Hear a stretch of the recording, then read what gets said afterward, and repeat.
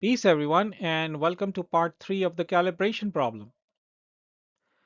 Now we arrive at the final part of the trilogy. In part 1, we explored why sincere people can examine the same reality yet arrive at fundamentally different conclusions. We also saw that the CCC framework isn't an arbitrary model. It reflects the way human reasoning naturally operates, allowing us to compare competing worldviews without becoming trapped in circular reasoning, infinite regress, or dogmatic assumptions. In part 2, we took that discussion one step further. We discovered that our calibration sits upstream of everything else. It determines which facts we notice, how we interpret them, and even what we regard as evidence. We also saw that reality often delays its verdict, allowing poorly calibrated systems to appear successful long before their hidden costs begin to emerge. That brings us to what is arguably the most important and most misunderstood component of the entire framework: calibration itself. In this presentation, this time we are narrowing our focus to Scripture. We'll isolate that single axis and examine it through a concrete case study that allows us to watch calibration unfold dynamically over time.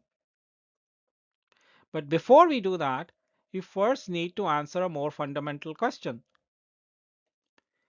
If calibration determines how we reason, what should our calibration itself be anchored to? That is where we'll begin. Throughout this trilogy, I have argued that human beings cannot ultimately ground truth from within their own systems. The best we can do is compare competing worldviews and ask which one provides the better explanation of reality while requiring the fewest assumptions. That principle applies to me just as much as it applies to everyone else. In my book, I explain at length why I believe the Quran presents a complete, internally calibrated philosophical model capable of explaining reality without collapsing into assumptions, circular reasoning, or infinite regress. Developing that argument would take us far too afield in this presentation, so for now, I'll simply state the conclusion it led me to. The CCC framework isn't designed to defend the Quran at all costs. It's designed to evaluate every worldview using exactly the same criteria. If someone can present a book from God that provides a superior explanation of reality, one that demonstrates greater coherence, stronger correspondence, and a better calibration mechanism, then I have no reason not to follow it. In fact, the Quran itself issues precisely that challenge. Then bring a book from God that gives better guidance than these.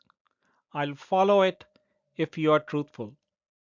Chapter 28, verse 49. Until such a worldview can be demonstrated, I will use the Quranic framework as my calibration standard. Everything that follows in this presentation proceeds from that assumption. Now let me show you how I map revelation onto the CCC framework. The first axis is coherence. In the Quranic model, this corresponds to Al-Kitab, the book itself. It provides the structural framework for navigating the moral, intellectual, and existential dimensions of life. Any interpretation must remain internally coherent with the text as a unified whole. The second axis is calibration. Here we encounter Al-Mizan, the balance. It is the objective measuring standard against which every claim is weighed. Alongside it are the Fitrah, our built-in moral and cognitive awareness, and the Nafs, endowed with the capacity for both deviation and restraint. Together, They explain how human beings become calibrated before they ever begin reasoning. Finally, there is correspondence. This is represented by Al-Furqan, the criterion. It distinguishes which claims and courses of action remain aligned with reality through lived experience and consequence. Truth is not merely asserted, it demonstrates itself over time. Taken together, these three dimensions form what I believe is a complete truth tracking system. Al-Kitab provides the structure, Al-Mizan provides the standard by which every claim is measured, and Al-Furqan distinguishes through reality itself which path remains aligned with the truth. This framework is the foundation upon which the remainder of this presentation is built.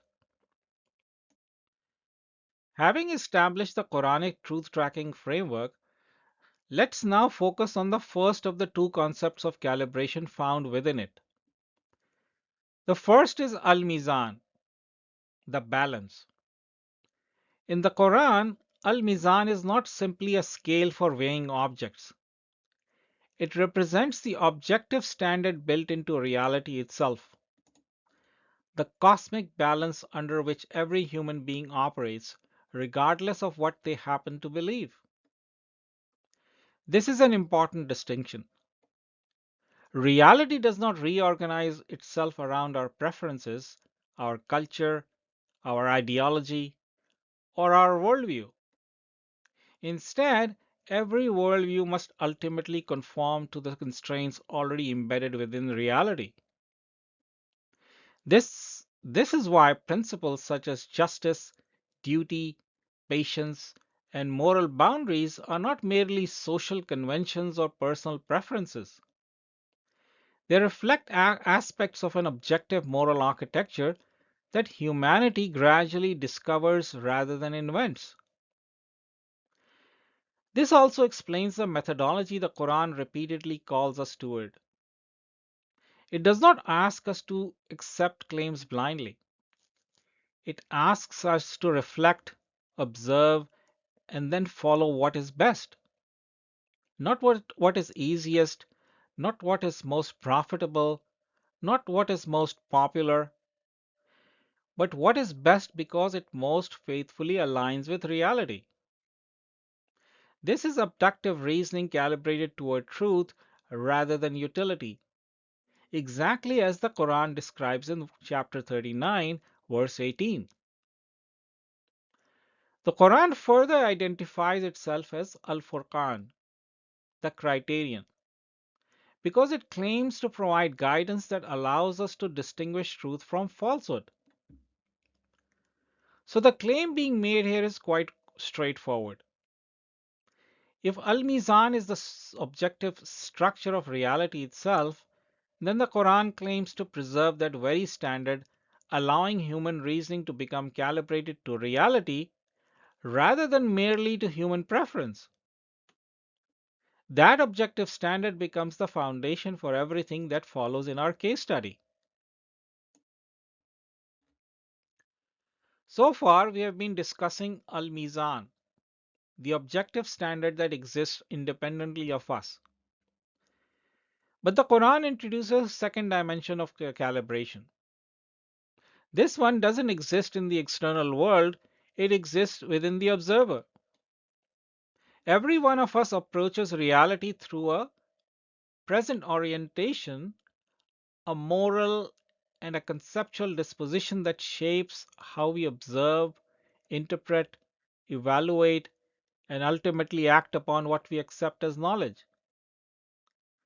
The Quran describes this innate capacity through the Fitrah, the natural moral awareness given to every human being. Think of it as an internal sensor. It doesn't compel our choices, but it continually provides feedback about whether we are moving toward alignment with truth or drifting away from it. What happens next depends on the direction in which that inner orientation develops. As the diagram illustrates, The same intelligence can be calibrated in very different ways. One person may become increasingly oriented toward self preservation, personal advantage, dominance, or social approval. In that case, truth becomes filtered through preference and reasoning gradually bends towards serving the self. Another person may become oriented toward moral accountability, justice, responsibility, and the pursuit of truth, even when the truth is uncomfortable or personally costly. The intelligence hasn't changed, the evidence hasn't changed. What has changed is the orientation through which that intelligence evaluates reality. This is why I argue that knowledge is not determined primarily by intelligence. It is determined by the moral and conceptual calibration through which intelligence is exercised. Two equally intelligent people can examine the very same evidence and arrive at completely different conclusions. Not because one lacks reasoning ability, but because each begins from a different orientation. Calibration, therefore, is not merely an epistemological question about how we acquire knowledge. It is also an anthropological question about the condition of the person doing the reasoning. The quality of our judgments ultimately depend upon the prior condition of the one making those judgments. And that insight prepares us for the next step. If our orientation becomes distorted, judgment doesn't disappear. It simply defaults to another operational standard. That is precisely what we'll examine next. We have now seen that every human being possesses a dynamic moral and intellectual calibration. That naturally leads to the next question. How does that calibration actually make judgments? The Quran's answer is remarkably different from the way modern society typically thinks about decision making.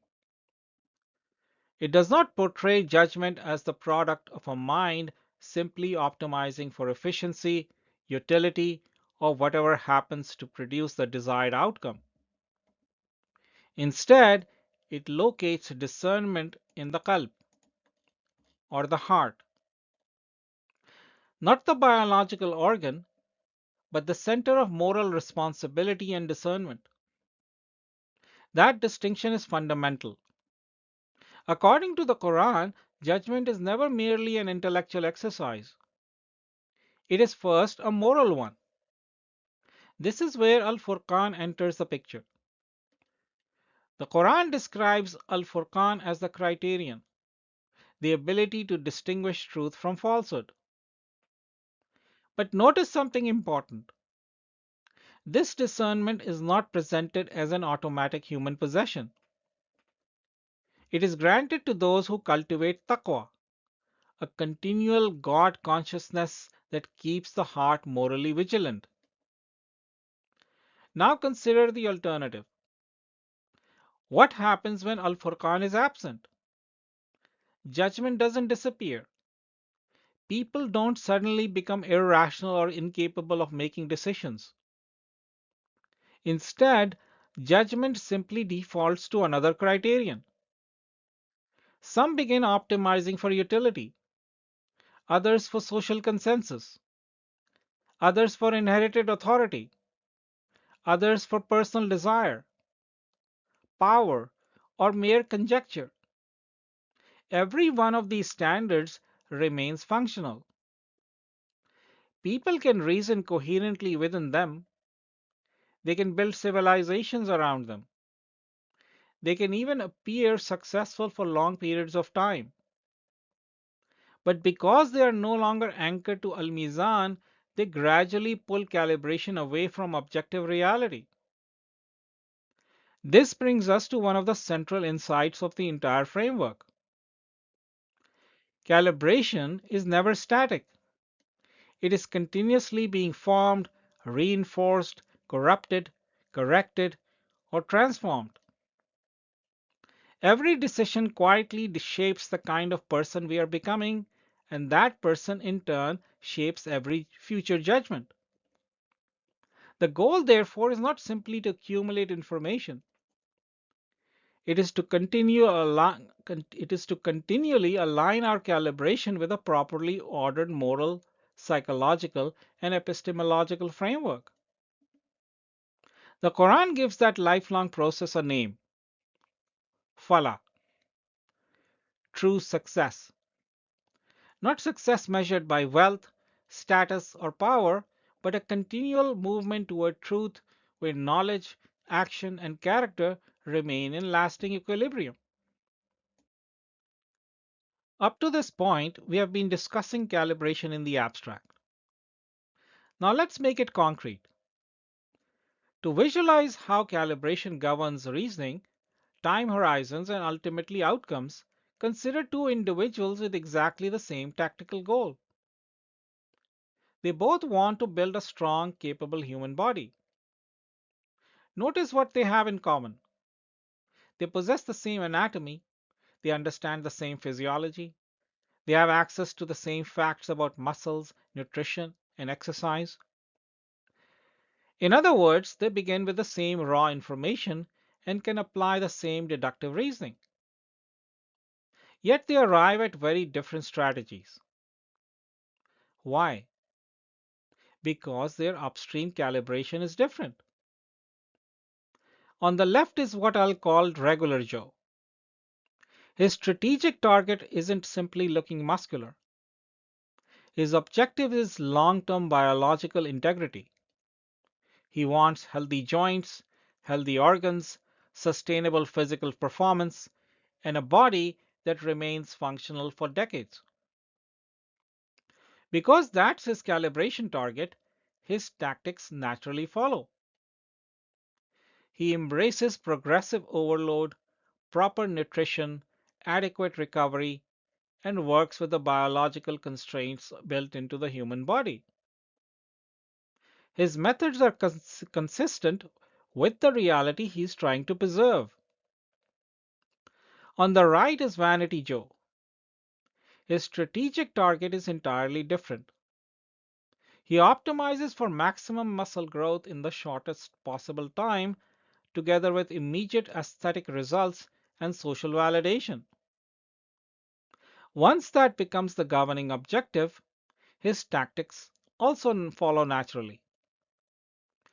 Instead of working within the body's adaptive limits, he relies on anabolic steroids and other chemical shortcuts designed to bypass those constraints.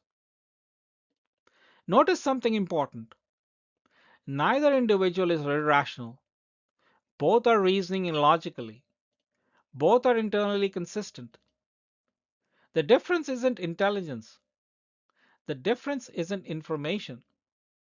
The difference lies entirely in what each person has chosen to optimize for. And that single upstream decision quietly determines every downstream decision that follows. This is precisely what calibration does. It establishes the strategic target, and once that target is chosen, coherence and correspondence begin to serving it. Now we arrive at the point where miscalibrated systems become so persuasive. The problem is that a truth unfolds across time. Suppose we freeze the story at just 6 months and compare the two lifters. At first glance, the conclusion seems obvious. Vanity Joe appears to have the superior system. His muscles have grown dramatically. His strength has increased rapidly. The mirror reflects exactly what he hoped to achieve. People admire him. His methods seem validated by visible results. From every short term metric, his strategy appears to work. Meanwhile, regular Joe looks almost unremarkable. His progress is slower, his strength gains are modest, his physique doesn't attract much attention. To many observers, he simply looks like someone who isn't training hard enough or lacks ambition. And this is precisely where the trap lies. If our evaluation ends here, we naturally conclude that Vanity Joel's calibration is better. After all, his logic appears coherent. His observations match his expectations. His correspondence with immediate reality seems stronger. Everything points toward success, but only because we have asked the wrong question. We have measured success over 6 months while his body is designed to operate for decades. This is what I call the temporal lag of truth. Short term correspondence is not the same as long term correspondence. A system can produce impressive immediate results while quietly borrowing against its own future. In other words, short horizon evaluation mistakes immediate functional utility for truth.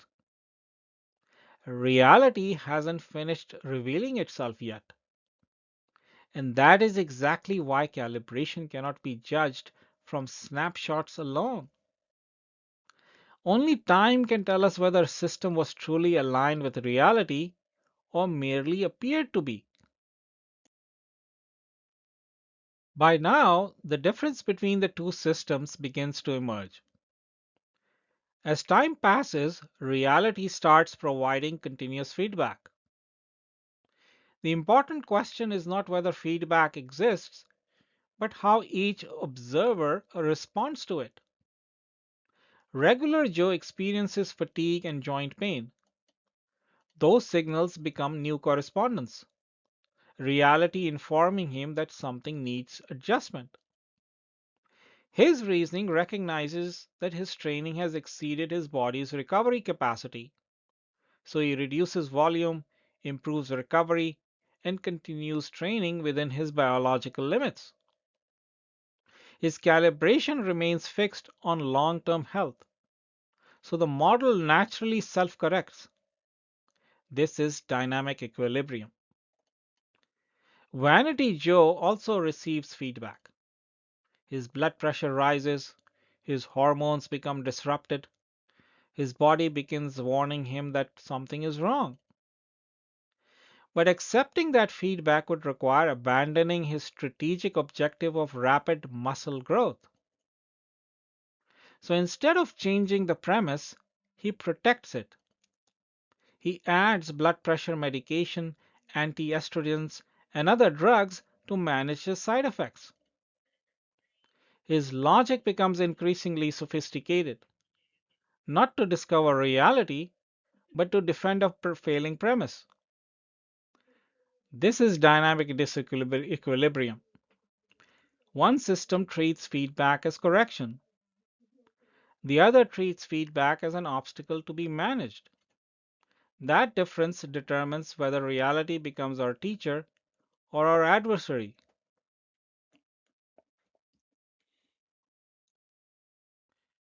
Eventually, the temporal lag closes. Reality delivers its verdict. This is the moment every calibration must face. 20 years later, Vanity Joe's early success begins to unravel. The shortcuts that once produced rapid results have accumulated hidden costs. His cardiovascular system has paid the price. His joints have deteriorated. His ad hoc rescues can no longer compensate for years of borrowing against his body's future.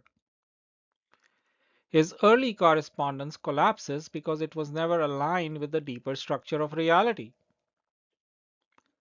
Regular Joe's path tells the opposite story. His progress was slower, but every year he invested in structural integrity instead of appearance. His joints remain healthy. His organs remain resilient. His body continues to function as it was designed to. The difference isn't that reality suddenly changed. Reality was operating the same way all along. The difference is that time has finally removed the illusion. This is the deep time correspondence test. Reality doesn't reward what appears successful today, it rewards what remains aligned with its constraints over time. That is the verdict Al-Mizan has been delivering from the very beginning. The bodybuilding analogy teaches one final lesson. The feedback loop isn't deterministic. Human beings possess the remarkable capacity for reflection. That means we can recognize systemic glitches before reaching the terminal edge. Imagine Vanity Joe noticing the early warning signs: rising blood pressure, hormonal disruption, or chronic fatigue, and asking a simple question: what if the problem isn't my body, but the target I'm optimizing for? At that moment, everything can change. He can abandon his short horizon objective and recalibrate toward long term biological health before reality delivers its irreversible verdict. That is the power of reflective adjustment. It also reveals something much deeper. Knowledge is not determined primarily by intelligence. It is determined by the values and calibration through which intelligence is exercised. The same mind can either defend a failing premise or have the humility to correct it. Calibration, therefore, is far more than an epistemological concept about how we acquire knowledge. It is also an anthropological and moral concept. The quality of our reasoning depends on the prior condition of the person doing the reasoning. Ultimately, the life we live is the cumulative product of what we choose to optimize for. This brings us to the end of part 3a. In the next video, I will end the three-part series by anchoring two case studies to the Quran and finally tie all the strands together to provide a concluding synthesis of the calibration problem. Thank you for watching.